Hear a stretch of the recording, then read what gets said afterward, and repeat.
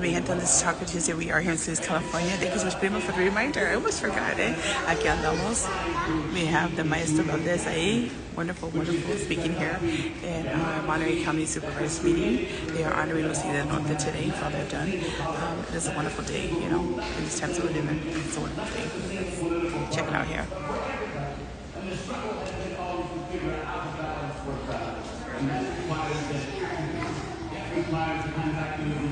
From our leaders, Dolores Huerta, 95 years old, still in the country. And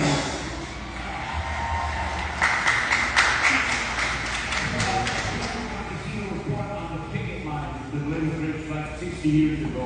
We are now celebrating our 60th anniversary, and we're still going for the San Woo! We could be in Los Angeles. Yeah. For Rockford, for social business to be in LA, or New York, or in Chicago. But we know what our mission was and is and will continue to be, is to be there close to our people that work in the streets. Focus on the campesino, from the ground up, because that is the roots of our democracy. That is where the roots of our social justice begins, and the people stoop in the streets. And really, that's what it's all about. The short role is all about forcing our people to stoop in the streets. Not because it was necessarily more efficient, perhaps it was more profitable for the growers to have a and Seattle, and when we said that in the song that he created for everyone people. And Seattle and the country, when it's for people. But the fact is that in the long run, and for people and the long haul is really about adjusting, making adjustments to the very time. And Portito is a wonderful metaphor for the kind of social action that we see happening. The short haul is the immediate solution. It is the short haul that leads us to the possibility of violence, the possibility of confronting the law, the possibility of having a crackdown on martial law in the United States because, we can all get incensed about what's happening in the field. But we must remember the importance of the long haul. The long haul not only saves the backs of countless of farm workers, thanks to the efforts of CRLA, California Rural Legal Assistance, and North Jordan, ex-surfer, who came with his life and blood to achieve this piece of justice that we got 50 years ago, the outlawing of the poor people. But people still don't know the real story behind it, why it existed to begin with.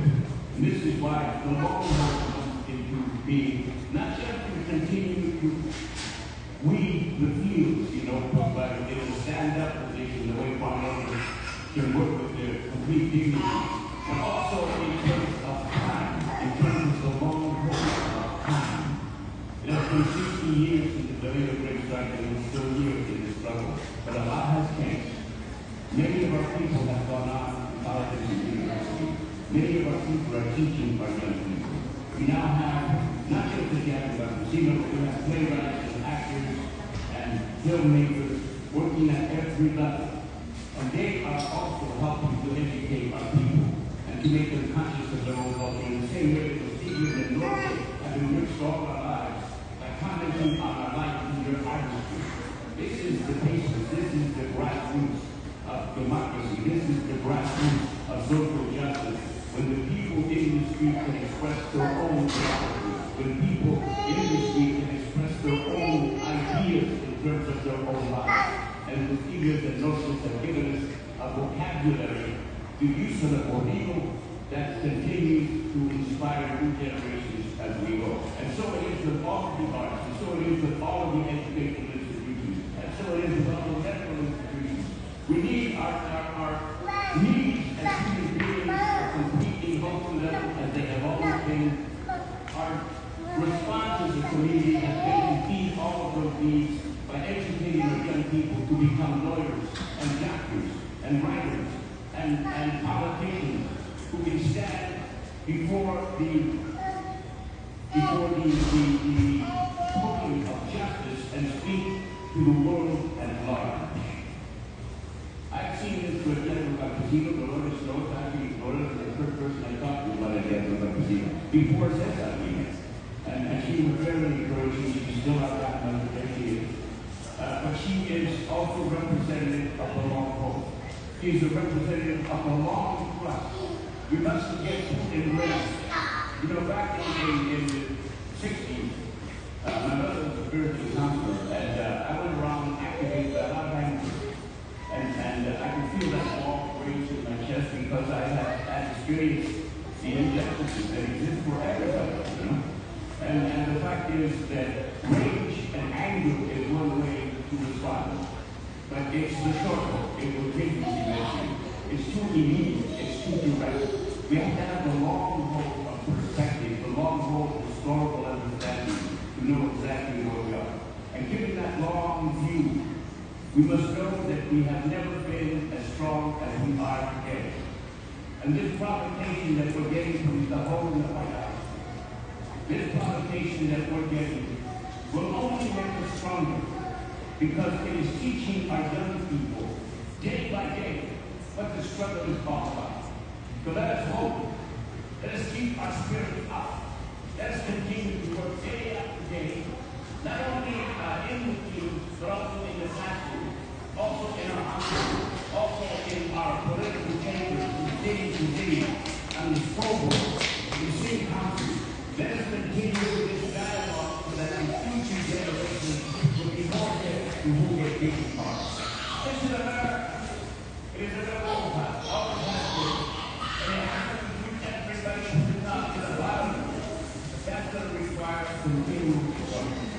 Now, I'll see a lot of old friends here, people that have been in this struggle for many years, 2 or 3 generations. That's granted. But the next generation is also worthwhile. The next generation are the young people that will pick up the spirit, that will pick up the peace sign, that will pick up the big sign of it, and pick up the guitar, and pick up the pen, and pick up the light that will light the way for future generations. Together, we will not only persist, but also provide. And that is the message of coming through this long struggle of the long haul and the short haul. We must continue to do. You know, injustice grows like weeds.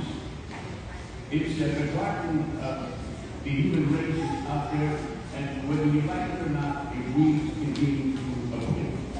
It's here coming out of air, and it takes root, and when you know it, you solve the problem, and the same problem must be grown in another form.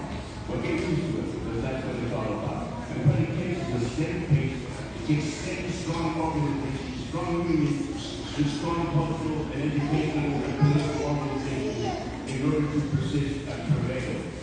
It is an ongoing struggle, but it is the only way to live. It is the only way to the country. It is the only way for our people to rise to the next level. Not to expense the life, not but to share what we all have been able to plant and grow and harvest through the collective effort of our humanity. We must continue to believe that. We must the American dream is really about democracy. The American dream is about the equality of all of us.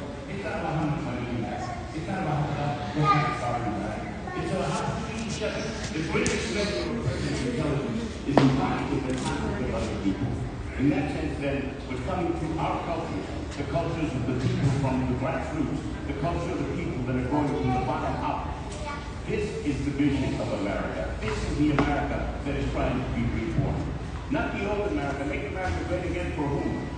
For the rich? For the white people? For the privileged? It doesn't work that way. That empire is gone. What we're facing now is the possibility of a new rebirth in America. But it's going to take all of us. It's going to take all the races. It's going to take all the genders. It's going to take every level of society to continue to work. It's hard. It's painful sometimes. It's frustrating. But overall, finally, in the ultimate analysis, it is the only way that we can survive and overcome what is before us. Let us hold our hands together. Let us embrace each other. Let us teach the young people that the future is theirs if they grab it and they work with patience. You're fine. Is a poster to the little portrait for people. I want to thank Moses Morgan and see all the ladies who achieved this victory 50 years ago. It was only 50 years ago. It's amazing. 50 years from now, it will still be because there are people that need choice.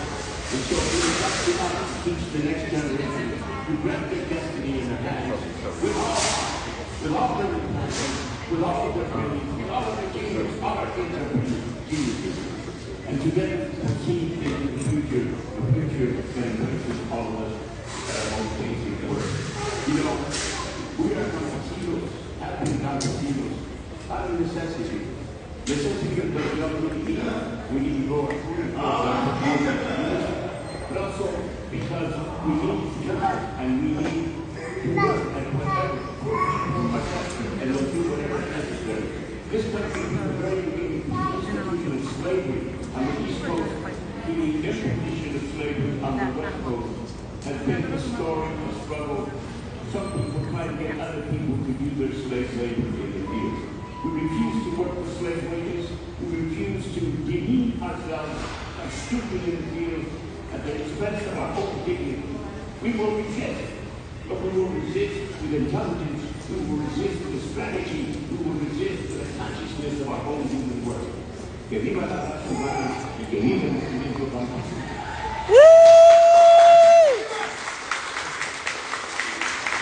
Así es, mi gente, el maestro Valdez, tú bien sabes con sus palabras, su wisdom, así es, y that's how we do it.